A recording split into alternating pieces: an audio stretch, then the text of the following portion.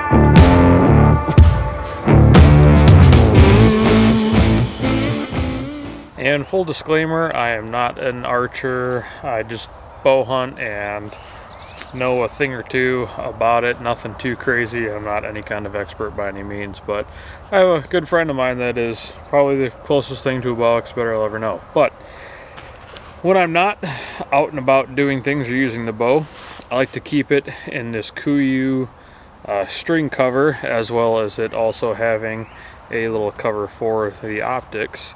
And one thing that's really nice about that is I have the little bipod feature. This kind of makes it a tripod as a stabilizer, but initially when Hoyt designed these, you could sit your rear cam in the dirt. I like having this just around, you know, that way you're not putting your cams in the dirt. That sucks. That's stupid. Now, as I mentioned, this is the 34 axle to axle length bow from Hoyt.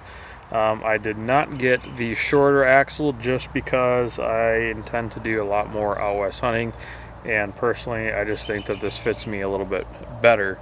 But this is in the, I want to say it's some kind of an earthy toned, you know, brown color. I do really like it. It is very aesthetically pleasing and blends in rather well.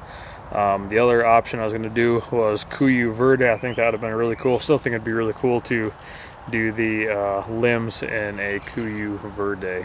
But I do have this bow maxed out at 70 pounds. I know you can get different limbs to shoot like 80 and stuff like that. I mean, it's plenty for my needs, so no really point to messing with any of that. Not a whole lot of crazy stuff going on this. Now, of course, I am running the 6-arrow quiver.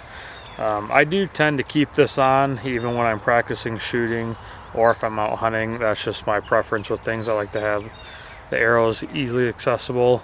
So one thing I really like about this quiver is you hold 5 up here in the front, and then along the side there is actually a spot for kind of like a quick access arrow that you can pull out to the side, quickly knock it, and do whatever you need to do with it. I've been doing kind of like a little red accents, like you can see my little kisser, as well as my D-loop along with my arrows. Just again, a little personal preference thing. I think it looks really good. And on the HHA site here, you can see that it is a 3-pin. So basically the way I have this thing set up is the max that I can roll up to is 40 yards, and that allows me to have a 20, 30, and the 40.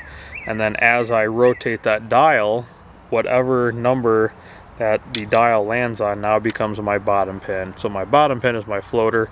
Kind of is nice because it gets all the other pins out of your way. I used to shoot a multi-pin for the longest time, then I went to a single last fall, and now I'm back to a multi. I definitely think I like the multi a lot better. This is one of their Terra sight series, and you can see I do have that on the Picatinny mount just to try to keep things as much as in line as possible, and I've been liking that quite a bit. This is the first bow I've had any kind of like inline system with.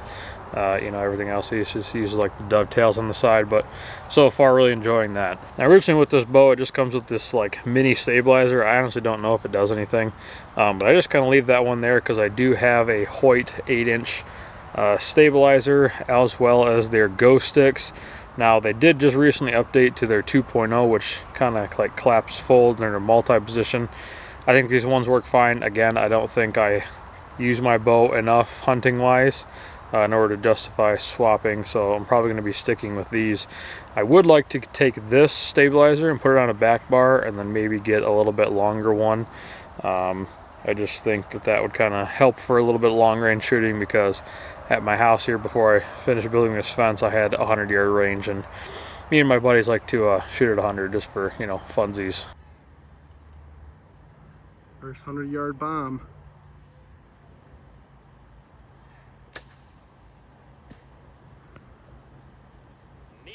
And another thing you'll notice is I don't have any kind of a lanyard. It's just something new that I'm trying.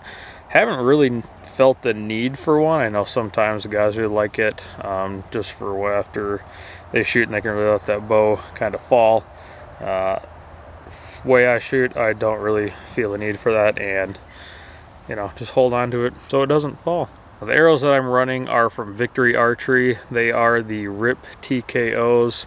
This is my first time using a micro diameter arrow, and I've actually really been enjoying this, so I'm looking forward to getting out and using it this fall. And in case you don't know what a micro diameter is, this is an old Eason 6mm I was using before, and that is the micro diameter arrow.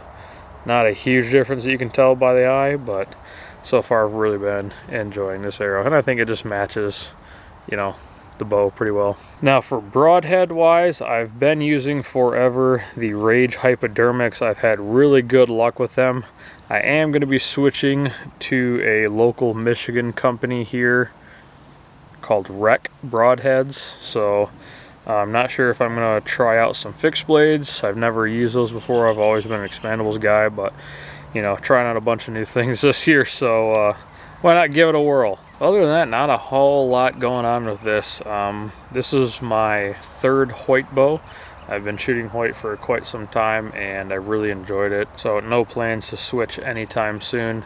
So this would have been last year's model bow. I know now they have the Alpha, would be the new aluminum series bow, and then my brother actually has a Hoyt Carbon RX7. So my last two bows were actually carbon bows, and this is the first aluminum one I've done, so kind of trying that out as well. Not sure if I'll go to a carbon when I do end up getting a new bow many years down the road, because this one is serving me just fine. So the release that I've been using, I have had for probably 5-6 years. I've had this thing for quite a while. I honestly don't even know what it is, but one thing I really like about it is I can swap it down. So if I'm pulling arrows out of targets or doing whatever, it's kind of out of the way, and then you just flip it up.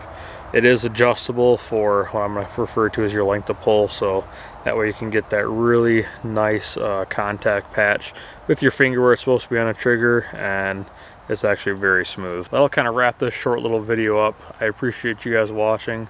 Trying to do a lot more hunting content here on the channel. I've been hunting forever, and being back home now, it's definitely something that I want to continue to do and make more content about. Turkey season is in full swing right now, so we've been getting out. Next week's video will actually be from last week's hunt, so you can stay tuned for that. I release videos every Sunday, usually in the afternoon. We do have a Patreon now too, so if you would like to support the channel, little inside content, all the kind of fun stuff that is associated with the Patreon, definitely check that out. A like is always appreciated. Subscribe if you're into all kinds of outdoor content. I do a bunch of overlanding, survival, prepping type stuff, hunting. Until then, we'll catch you guys in the next one.